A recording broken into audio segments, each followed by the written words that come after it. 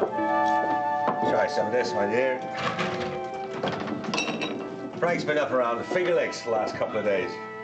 Picking up a lot of support. Here, enjoy it. You know, I will never stop thinking it was your fault. My fault? Yes, What was? your fault. It was only last Sunday you said there was at least another 100,000 good miles in that old heap of yours. Well, with a little bit of maintenance, I think Yeah, a little bit of maintenance. 2 days later, we break down. And me and Maeve and Little John and Finn McCool miss a chance to go out on the houseboat for an outing. Pat and Faith and Nancy Feldman. It took us 4 hours to get home. I'm sorry you missed your outing, John.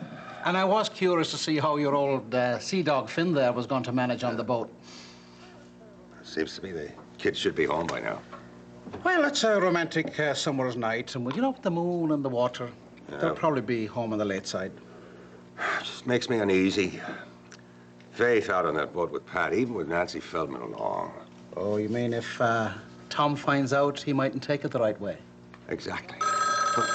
Really. Hello, Ryan. Yeah, Johnny, it's me, Delia. Well, good evening, Dee. Johnny, I was wondering if I could come over for some advice. I mean, I won't be independent like in the old days. This is business. Business? Yeah, I have to make a decision about money, and I wanted you to consult me, you know, since you're a businessman. See, I've been talking to other people about it, and they seem to feel I'm making a mistake. Ah, that sounds important. Yeah, it's very important. If I could come over, I'll just be 5 minutes and then I'll go. Is that okay? Well, I don't see any harm in it. Oh, thank you, Johnny. Thank you very much. I really appreciate it. Thanks. Yeah, sure. Goodbye, Dee. Bye-bye.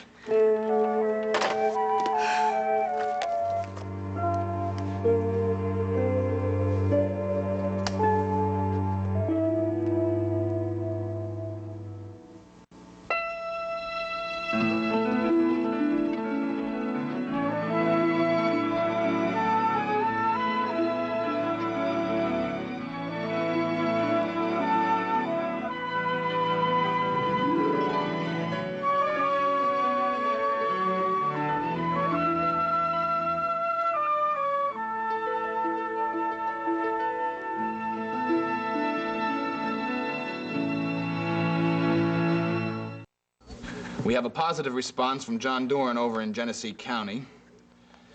And according to this morning's polls, we're running a good 8% ahead of the field there. And over in Wayne County, we're doing even better. There, according to Tom Luby, we're running a good 12% ahead of the nearest competition. And as far as Frank? Yeah. You want to let me in on whatever's going on? What do you mean? What I mean, buddy, is I got 2 eyes and I got 2 ears, and anybody who knows you is kind of obvious that something's wrong. I mean, maybe it's none of my business, Frank. I don't know, but there hasn't been much we couldn't at least talk about over the years. Now, look, if I'm out of line, just go ahead and give me the figures for Livingston County, okay?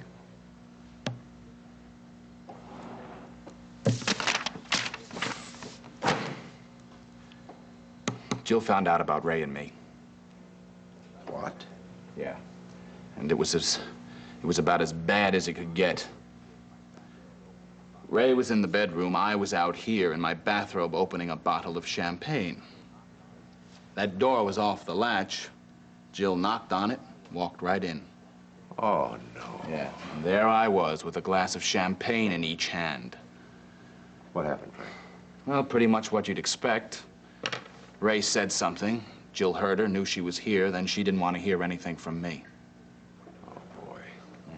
What really got me, though, was when she said my suspicions about her and Seneca weren't true, that she could be trusted, and that while she had no suspicions about me, here I was in bed with Ray. Oh, Frank, that's rough, man. See, what I don't know. I tried talking to her about it. What I did was mostly listen. Ma had told her that I had gone down to see Edmund.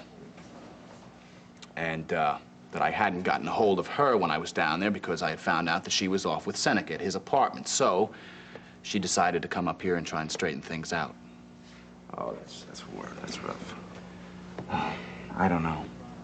The trouble is, Bob, I'm living with a double standard.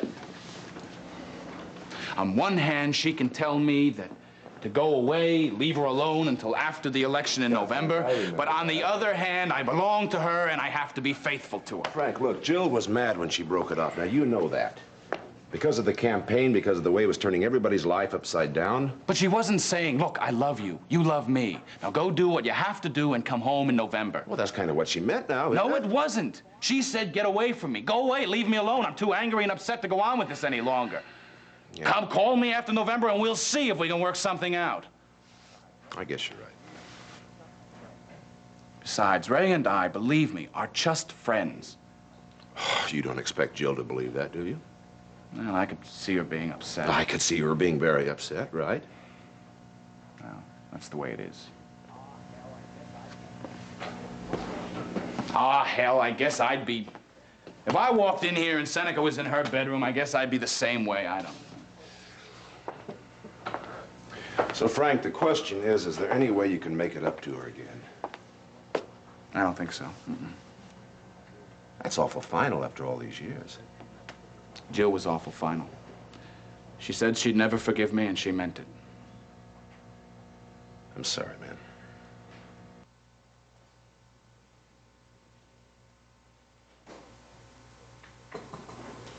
Yeah, well, it hurts a lot more than I thought it could.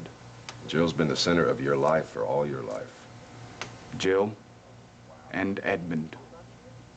Edmund, oh, wow. Now, what are you going to do about the baby? I don't know what to do about any of it. If I thought right this minute that I could chuck this whole political campaign, go back to Jill, say, look, here I am, let's make a go of it together, and she'd accept Bob, I'd do it. You don't think she would? No, I know she wouldn't. Yeah, well, she'd have to think about it. I mean, when you consider all she'd be giving up, you'd be giving up everything you've worked for all these years. I love the idea of being a U.S. Senator. I believe I can make a good one. Damn straight you could make a good one. But it isn't worth losing Jill and the baby for. Frank, look, if you really think you have to do something, go and talk to Jill, ask her, No. anything. At least try, man. No, Bob, it won't work. It's over, it's finished. And I'll have to accept that. There's no point in giving everything up because I wouldn't get Jill and Edmund back anyway. I don't know, Frank, if you really Bob, want I'm that much, telling you, please listen to me. You weren't there. Hey! Anybody home? Oh, there you are. I've got something marvelous for us. All right. Hey, what the long face? Robert, aren't you supposed to be in charge of cheering up the candidate? Well, never mind. Wait till you see what I've got. I have here some bottles of wine from the local winery, which we are going to taste and savor. So tomorrow we can speak with great expertise on their aroma, texture, and delicate flavor. That's fine, Ray. Yeah, that's great, Ray. Thanks. Robert, why don't you get the glasses? From that reception, I'd say that you two are about a half a bottle under par. Well, listen, Ray, do you mind if I take a rain check? I had to get up awful early. I've kind of had it. Oh, of course. I'm sorry. Of course you're tired. We started at dawn. Yeah, start again tomorrow that way, too. Listen, I'll see you tomorrow. Frank, take care, man. Good night, Bob. Night.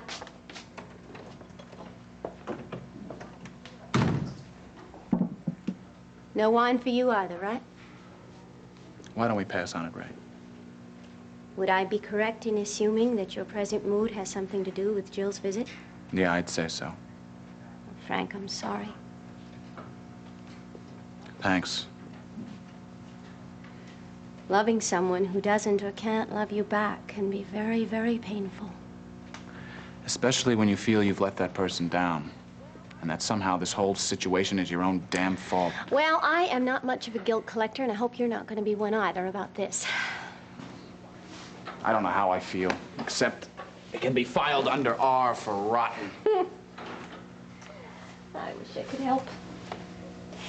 You know, I care so much about you. I don't think there's anything I wouldn't do if it'd make you feel better. Thanks.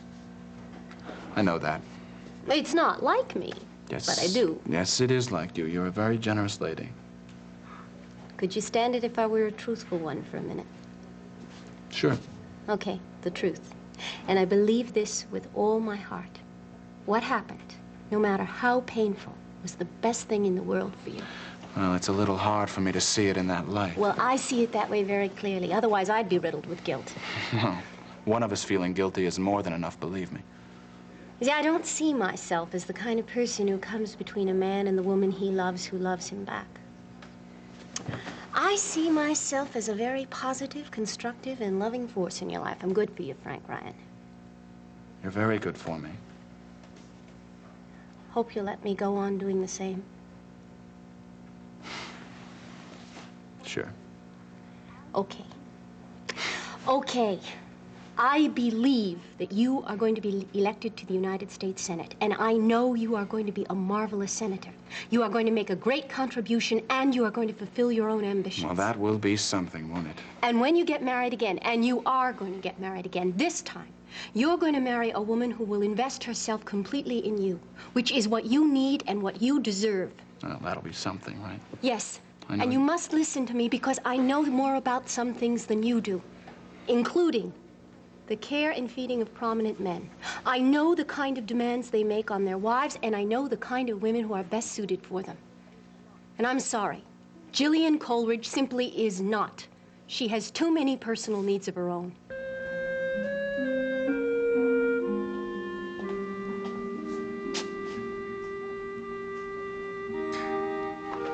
Hi. Did you really have to do that? Sorry? I'm afraid of the dark. Hey. Are you all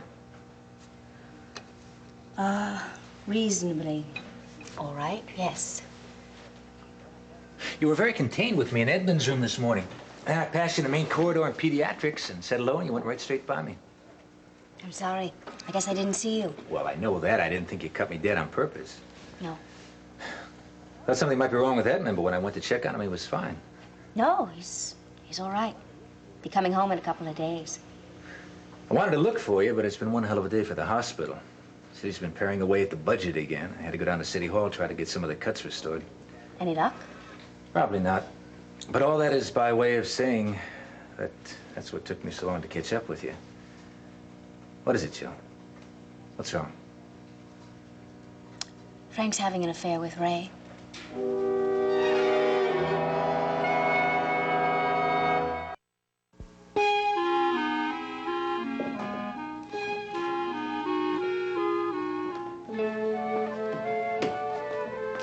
Hi, Kevin. Hi, Johnny. Evening, Dela. Hi, Dee. If this is private, we can go sit in the booth over there. Oh, no, actually, that's okay. You know, if Kevin's got any advice, that's fine. You know, I'm feeling a lot better. Oh, really? Well, that's good news. Yeah, you know, I haven't skipped a single appointment with Dr. Pagano. He says I'm making incredible progress, and I really am. Ah. I'm glad to hear that. Well, I came here to talk about my money situation. See, I have $4,800 that I have left over from the divorce, and then I have $350 that I made from selling the furniture. That's a nice piece of change, Dee. A trifle more than I have. Yeah, well, you see, it is and it isn't. I mean, I don't have to worry about where my next meal is coming from, but I still have to split the expense with Roger, the household expenses and the food and everything like that. And if I spend on anything, well, I mean, that money's not going to last me forever. Well, you mean, it's not enough to live on the rest of your life? No, it isn't at all. And see, what I want to be financially independent. Enough money to live on. Yeah, Right. right. Have you ever thought of going to work? You know, you sound just like Roger. Work, that's all he ever talks about. I mean, there are other things in life to do besides that. Oh, I see. I don't know where I would work anyway. I mean, I haven't been to college. I don't have any skills. I mean, what would I be, a waitress? Well, it'd have to be good enough for Maeve for quite a number of years. Oh, Johnny, I'm really sorry. I didn't mean to say anything bad about Maeve. It's just that... You could be a barmaid. You know, you're well trained in that department. I don't want to be a barmaid. I don't want to be in a bar for the rest of my life. Oh. I'm sorry. I keep saying all the wrong things. Look, Dee, just what is it you came over here to say? Come on. Okay, I have $5,000, and I want to invest it so that I can make a lot of money back. Oh, well, then you don't want to put it in the savings bank because interest would be only like $250 a year. That wouldn't go far. No, it wouldn't. Oh. See, I had this plan. I told Roger about it now. He's against it, so I figured, well, I could get a second opinion, you know, kind of like a medical consultation. Well, what's your plan? Well, I thought I would invest in the commodities market. Commodities. Look, Delia, if you sold tickets and went over Niagara Falls in a barrel, it'd be a lot safer. Johnny, I thought you would give me a serious opinion. That is a serious opinion. He's talking about Niagara Falls in a barrel, and he thinks he's being serious. Listen to me, please. Commodities are about the riskiest investment there is. It's next to downright gambling. Look, I'm not stupid. I know it's risky. Look, Delia, if you don't want to put your money in a savings bank, there are other things besides commodities. Kevin, I want to double it. I want to triple it. I want to run it up 100 times over. 100 times? Gee, you gotta be dreaming. Now, look, have you told this crazy scheme of yours to Dr. Pagano? Johnny, I can't believe you're saying these things to me. I thought you had a little bit of respect for me. I am not crazy. How can I have any respect for a girl who comes in and says she wants to multiply her money 100 times? Now, look, Dee, you need a financial advisor. I'll send you to one. He's sound and reputable. I'll give you his name. You can go see him. It's not necessary. Delia, John is trying to help you. I know he's trying to help. That's not what I need. I don't want to be dependent on the Ryans anymore. I am a strong and a very independent person. You asked me my advice. I asked, and you gave it to me. And now I'm going to do what's best for me.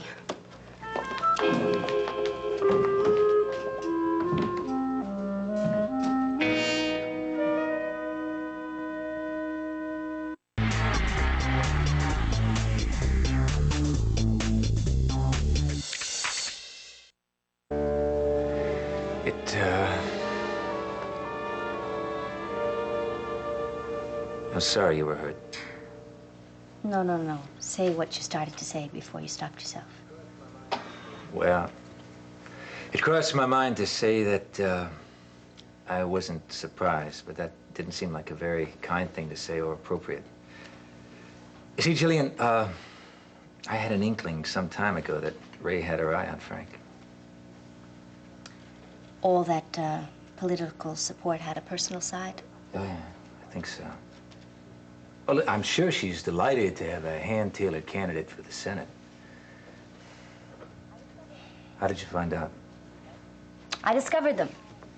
She was in his bed, and he was getting her champagne.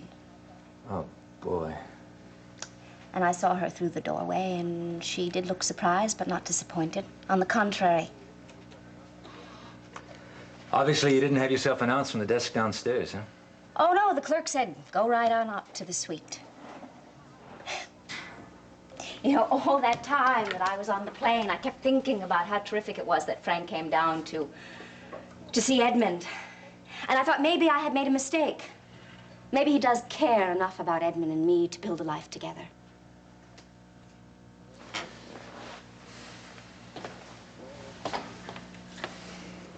You were all ready to forgive and forget? Oh, yeah, I was. And I knew Frank had been told that I was at your house for dinner. I was sure that he'd misunderstand. Thought the worst? But I was willing to overlook all of that because I thought maybe we had another chance. Maybe some way we could make a go of it. And when I walked up to the door and it was ajar, I was so excited and happy. And he was with her? But so cozy.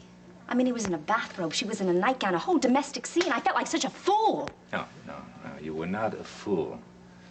Working constantly with a woman like Ray Woodard, her attentive to him in every way she knew, it must have been inevitable. Not if he didn't want it to happen. Thanks. You know, for not saying I told you so. Yeah, You're well, entitled. Seems like you feel bad enough without my making things worse, huh?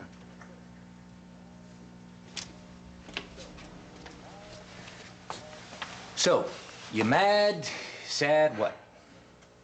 I'm mad, sad, disappointed, horrified for Edmund. Hey, look, Edmund's gonna be all right. You tell me about Jillian. I'm mad at myself because I feel so dumb. I feel like I have deluded myself for years and years. I love somebody very deeply, cared so much for a man who I thought wasn't capable of doing something like that. And the sad part? Wishing that he had been the person I thought he was. And regretting a lot of the past, because it's spoiled now. But really sad for the baby.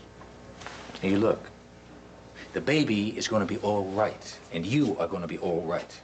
Yeah, but I've lost what Frank was. Edmund's lost his father. Edmund will have a father. Will he? Yes, he will. If I'm fortunate, it'll be me. If not, it'll be somebody else. See, I know this, Jillian. You need to build a home with a father and a mother and a baby or babies. Now, whatever disappointment you feel about Frank, it's not going to affect those impulses. I'm afraid I really can't think about marriage and a home right now. I'm sorry. That sounds pretty normal to me. No need to apologize. I think right now we have to concentrate on what to do about you. Why do we have to do anything? Well, you feel mad, you feel sad, generally miserable. I'd like to help you if you let me.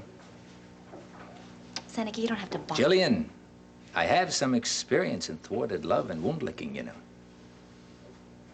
Yeah, I suppose you do. Okay, now my first suggestion is that we get out of here, go someplace where they serve food and drink. What do you say? Sure that's gonna help me? Not necessarily, but it might. Some things will help. Plenty of things will help. Time will help. Talking will help. A friend helps. Sometimes a glass of wine helps. Music helps. A funny story helps. All right. This time I'm not gonna give you an argument. Dinner, yes. And thank you. Terrific. If you give me a couple of minutes to sign out, we'll be on our way, huh? Okay, I'm ready.